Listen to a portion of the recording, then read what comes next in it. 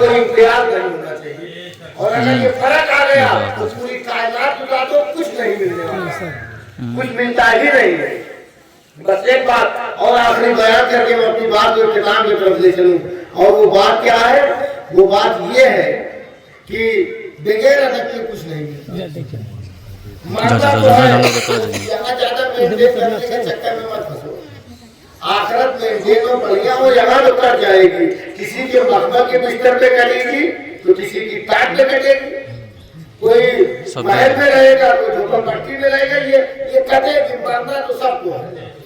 जो नबी के इश्क में जितना गुजारा है, खबर उतनी अच्छी उसकी बनेगी।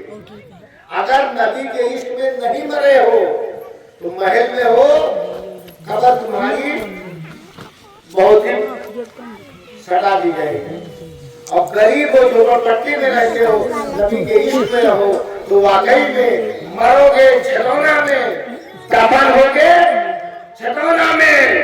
नजर आएगा मदीना तुम्हें, नजर आएंगे मुस्तफा जाने खबर से मदीने की दूरी आशिक की खत्म कर दी जाती है।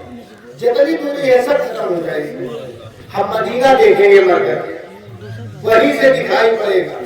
वो सब दूसरा मौजूद, इसलिए उसको नहीं करना चाहता, इसलिए कि इसके रसूल पे हम मगन रहे, मोहब्बत है। और इसी को मैं बयान करूंगा ज्यादा से ज्यादा 5-10 मिनट में। एक नाम मेरे सामने गुजरा है बायजीद बुस्तामी का। इतने बड़े बुजुर्ग हैं, उन्होंने तो ये कह दिया कि जिसको मेरा नाम याद होना चाहिए थोड़ा बनाओ बायजीद बुस्तामी, जिसको मेरा नाम याद होगा हमको वशत करवाने के लिखा है। एक बायजीद बुस्तामी का, जिनके नाम के आगे सुल्तान लिखा था, और एक नाम हजरत शरफुद्दीन है मदीनी का, जिसके नाम के आगे सुल्तान लिखा था। ये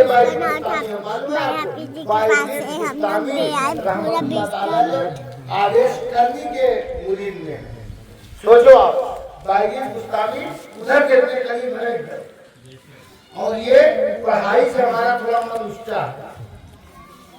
अगर मैं छलौना को उठा करके देखूं तो कितने लोग हैं जो ग्रेजुएशन कंप्लीट बना दो।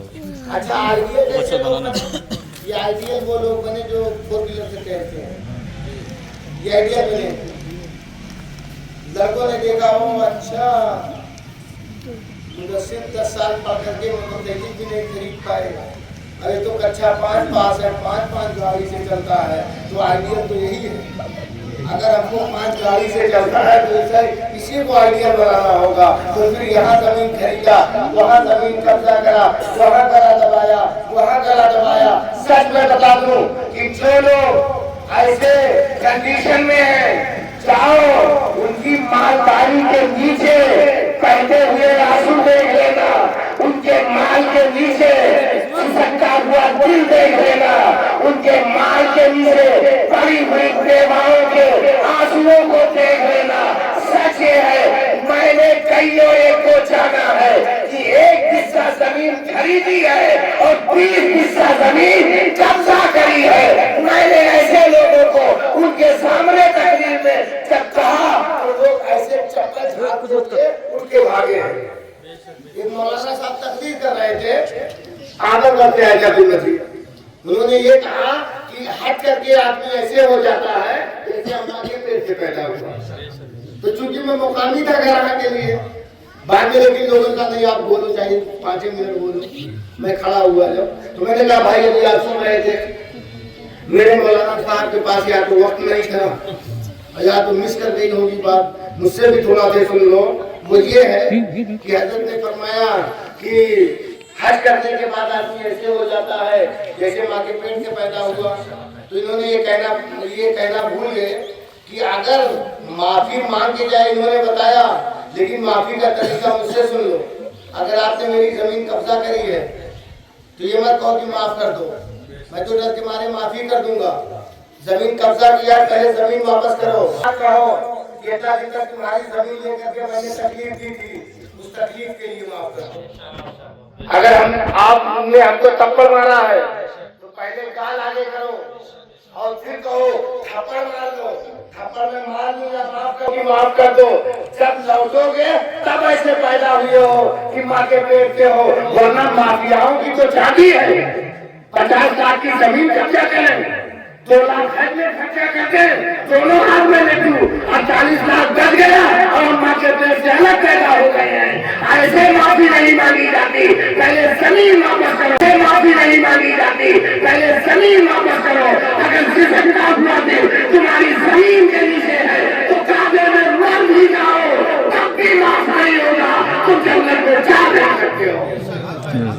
इसलिए जरूरी है जब नबी है तो जा पैसा और हालात जो कह रहा है छुट्टा तो पास ना हम दे आइडिया देते छुट्टा सब हम देते देते बड़े बड़े लोगों को बनाए, डॉक्टर इंजीनियर को बनाए ताकि हमारा समाज डॉक्टर पैदा कर सके, इंजीनियर पैदा कर सके, आलिम पैदा कर सके।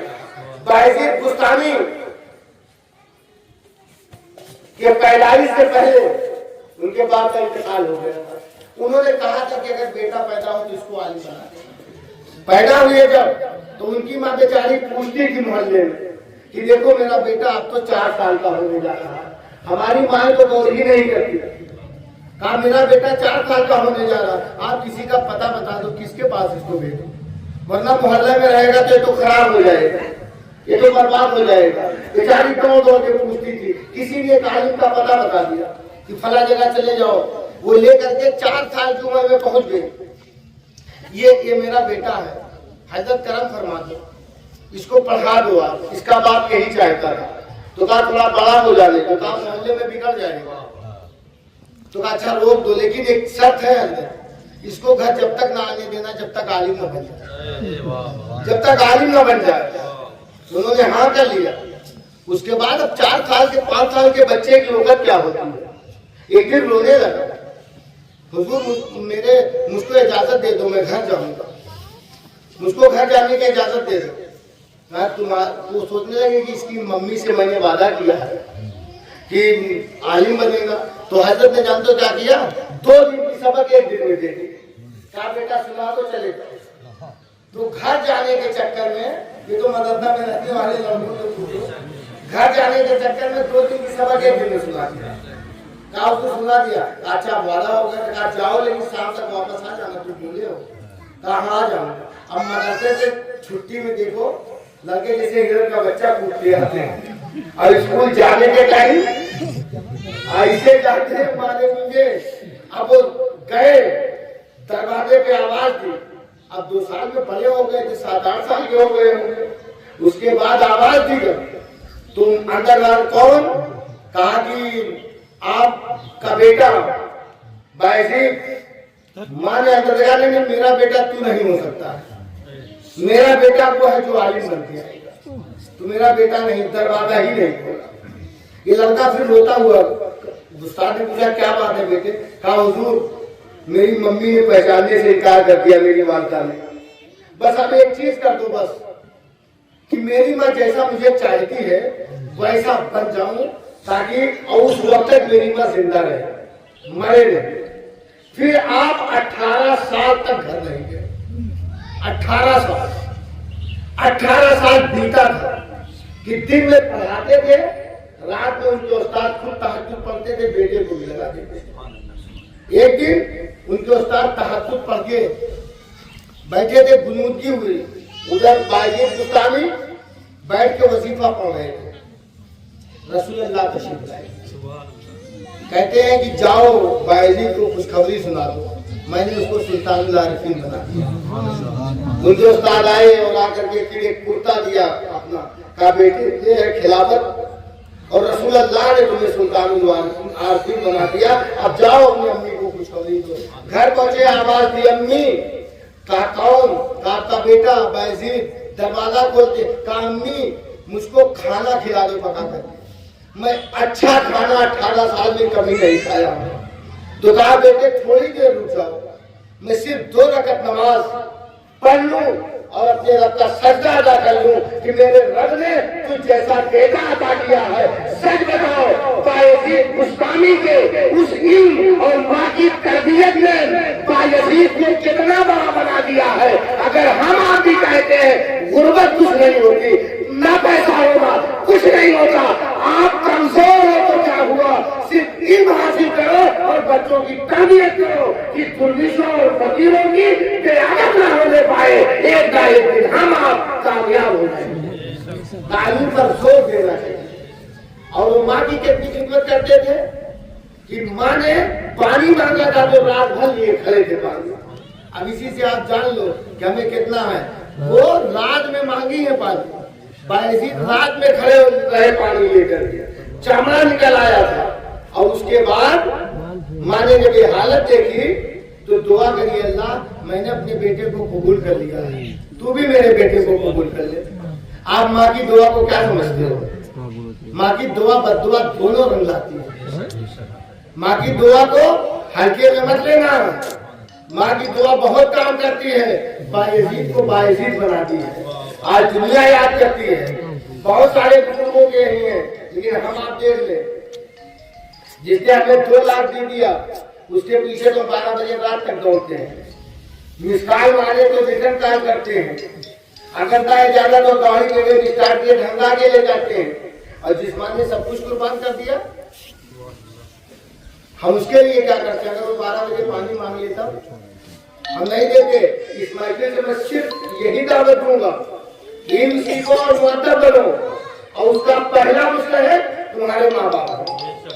माँ अगर तुम्हें वो बुढ़ापे में तुम उसके साथ आओ, वो तुम्हारे लिए सब कुछ कुर्बान कर दिया। अब अपना पहलू देख करके भी अगर माँ की खिदमत करो तभी हक अदा नहीं कर सकते हो। माँ नाराज ना होने पाए। सच में बता दूं, मुबारका नहीं और सही बात है, किसी को कैसी लगे वो जल्दी परवाह नहीं करता। अगर माँ की आंसू कह रही है तो ना पीर मसवा पाएगा, ना फकीर मसवा पाएगा, कोई तुम्हें माफ नहीं करवा पाएगा। पीर की भी खिदमत करो, मौलवी की भी खिदमत करो, लेकिन इससे सबसे पहले तुम्हें जरूरी है कि तुम अपने माँ की खिदमत करो, अपने बाप की खिदमत करो और इनके ऊपर तुम कुर्बान रहो। अगर तुम उनको मांगना न पड़े, उनकी अबरू के इशारे को समझ जाओ कि मेरी माँ सर्दी में क्या चाहती है, मेरी माँ गर्मी में क्या चाहती है, मेरे माँ को क्या जरूरत है। तुम ही तो उसके सब कुछ हो। वो किससे कहेगी? वो तुम्ही से कहेगी। और कभी कभी तो कहेगी भी नहीं कि ये क्या चाहे, मैं क्या चाहती हूँ। वो ये देखेगी कि मेरे बेटे के पास है कि नहीं, वो बोलेगी भी नहीं। तो तुम उसके इशारे को समझ लेना, उसके अबरू के इशारे को समझो। और अगर ऐसे बेटे बन करके हम आप इस दुनिया में रहे तो मरने के बाद हमें कामयाबी मिलेगी। दुआ के अल्लाह करम फरमाए।